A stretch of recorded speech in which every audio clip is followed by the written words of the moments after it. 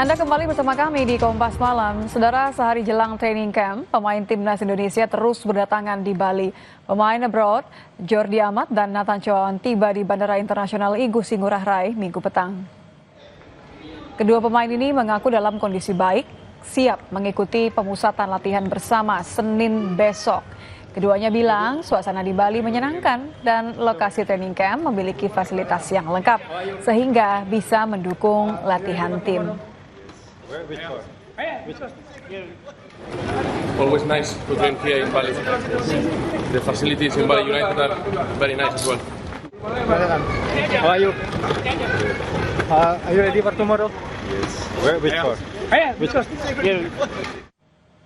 Selain Jordi dan Nathan, datang hampir bersamaan yakni Ricky Kambuaya. Gelandang Dewa United ini juga bilang selalu siap apalagi bermain untuk negara.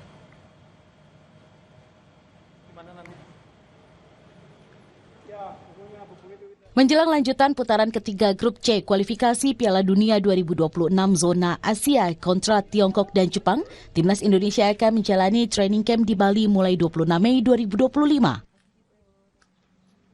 Sebagian pemain telah tiba di Pulau Dewata seperti Ole Romeni, Marcelino hingga Sein Patinama. Sementara yang terbaru, penjaga gawang Nadeo Argawinata, Jordi Amat, Nathan Choaon, dan Ricky Kambuaya tiba di Bandara Igusti Ngurah Rai Minggu sore. Tim pelatih Patrick Kluivert bersama Deddy Lansat, Alex Pastoor, Sjoerd Woerdenberg, hingga pelatih fisik Quentin Jakobal telah tiba lebih dulu di Bali untuk melakukan pengecekan lapangan. Mereka memantau kondisi rumput hingga rapat internal pelatih guna memastikan latihan perdana skuad Garuda dapat berjalan lancar. Kluivert memuji fasilitas Bali United Training Center yang menjadi tempat latihan Jay Itzes dan kawan-kawan. Patrick Kluivert memanggil 32 pemain untuk menghadapi Tiongkok pada 5 Juni dan Jepang 10 Juni di kualifikasi Piala Dunia 2026 zona Asia. Pemain yang dipanggil diharapkan dapat membawa skuad Garuda lolos ke Piala Dunia 2026. Peluang untuk lolos masih terbuka lebar. Indonesia berada di posisi 4 klasemen sementara Grup C dengan mengemas 9 angka. Jika mereka mampu finish di posisi 4 besar, timnas bisa kembali berjuang untuk mendapatkan tiket ke Piala Dunia 2026 dengan melaju ke putaran 4. Hampir semua pemain yang dipanggil mengikuti pemusatan latihan telah tiba di Bali. Lalu bagaimana persiapan timnas jelang menghadapi Tiongkok dan Jepang? Kita akan bahas dengan analis sekaligus jurnalis sepak bola Firzi Idris. Selamat malam Firzi. Malam Nitya, apa kabar? Alhamdulillah baik, kita juga menanti nih mudah-mudahan kondisi semua pemain baik ya. Tapi tidak hanya baik, kalau kita lihat kan sebenarnya setiap kali training camp ini pasti dikhususkan untuk siapa lawannya begitu ya. Kalau Anda lihat, apakah ada target atau tujuan khusus untuk Senin besok? Ya pasti untuk beberapa pertandingan awal, beberapa hari awal mungkin hanya conditioning dulu ya. Para pemain menempuh perjalanan jauh dari Eropa. Ini adalah kemewahan yang kita tidak dapat ketika timnas bermain di Sydney. Ketika timnas bermain di Sydney hanya ngumpul 2 hari, praktis tim itu lengkap hanya H-1 sebelum pertandingan. Sekarang punya waktu lebih, aklimatisasi terhadap udara di Indonesia juga penting bagi pemain-pemain Eropa kita, karena Tom Hai udah bilang juga di podcastnya bahwa dia seperti kehilangan oksigen ya ketika menghadapi Bahrain kemarin karena memang suhu dan iklim yang lembab, jadi lebih banyak waktu untuk beradaptasi di Indonesia lebih baik bagi mereka. Dan ya recovery dulu, musim yang panjang kita harus ingat bagi para pemain, tapi untuk beberapa juga musim masih jalan ya, kayak Martin Paes Liga MLS baru setengah jalan. Tapi yang pasti aklimatisasi dulu, baru conditioning, dan kemudian baru latihan teknik. Oke, jadi adaptasi dulu supaya juga lebih terbiasa, karena kan memang ini adalah waktunya kita untuk di kandang ya. Tapi kan artinya ekspektasinya tentu akan lebih tinggi melihat lawan Tiongkok nanti ya. Ada line up-nya masih menunggu tentu saja. Kira-kira fokus utama selain tadi memperbaiki kebugaran pemain akan apa saja nih Firzi?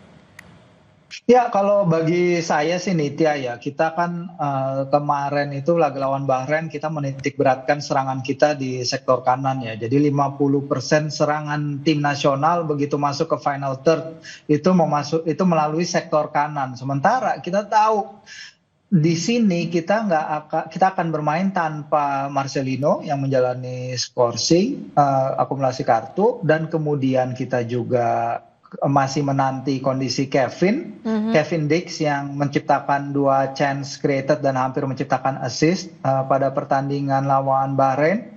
Dan di poros kanan itu kayaknya yang harus mungkin Coach Patrick akan melihat ya, karena kita kehilangan Lino tadi dan kondisi Kevin masih belum dipastikan. Tapi tentu dengan kedatangan pemain-pemainnya kayak Yakob Sayuri, pemain-pemain seperti Egy Maulana Fikri yang tampil sangat luar biasa, 2 pemain itu di Liga 1 musim ini, kita harap mereka bisa menambal kekosongan yang ditinggalkan 2 pemain utama tersebut tadi Nitya. Mungkin itu salah satu sektor yang mungkin Patrick akan lihat di TC nanti.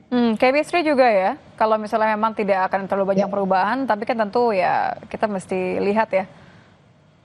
Ya betul, kita soal chemistry tentu itu jadi sorotan juga karena sejak awal 2024 sampai ronde laga Maret dari Justin Hubner hingga Joey Pelupesi kita punya 13 debutan bersama tim nasional dan jumlah itu akan bertambah karena kemungkinan besar Emil Audero akan mengambil posisi Martin Paz yang emang harus menjalani scoring karena akumulasi kartu kuning. Jadi meningkatkan chemistry tentu akan menjadi agenda bagi Patrick Kluivert dan tim kepelatihan, terutama sekali setelah itu tadi ya ronde laga Maret di mana Patrick untuk pertama kalinya menukangi timnas tapi dalam kondisi yang less than ideal, sangat tidak ideal dalam waktu persiapan. Oke, Anda katakan sendiri bahwa kali ini kita punya privilege atau kemewahan untuk paling tidak masa adaptasinya lumayan lah ya untuk nanti melawan Tiongkok.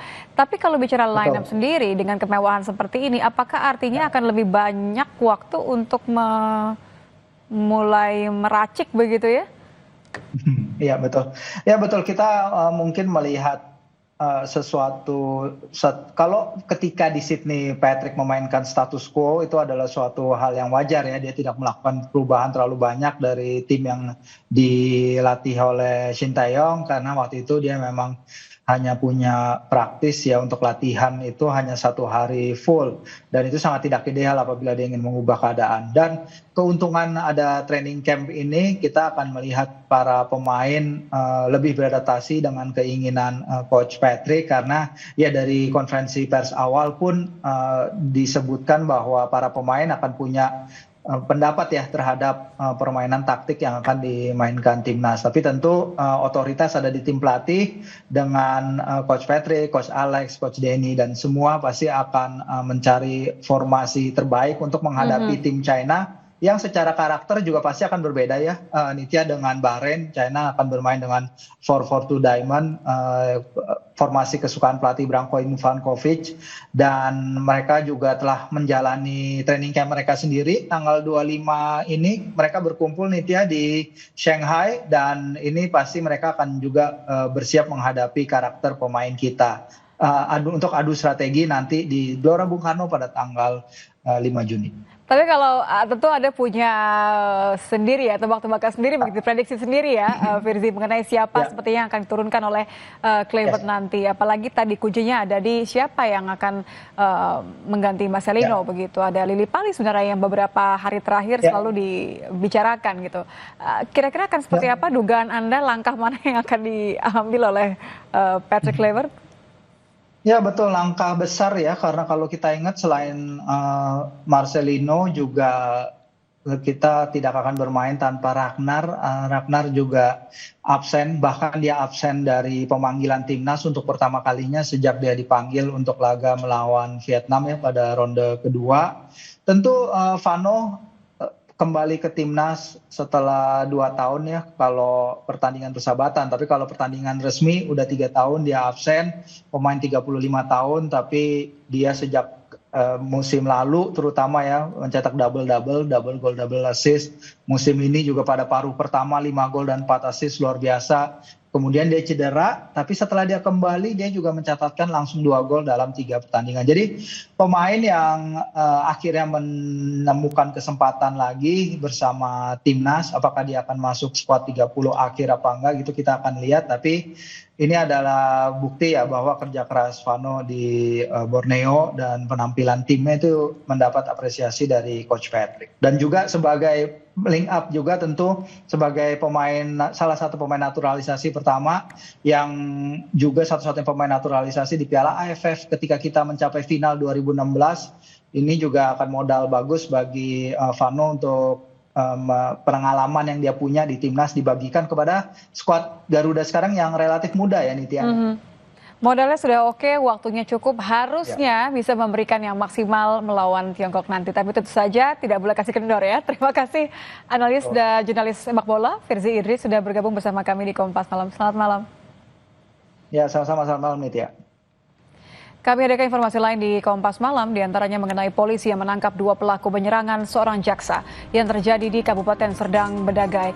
Polisi kini masih mendalami motif penyerangan.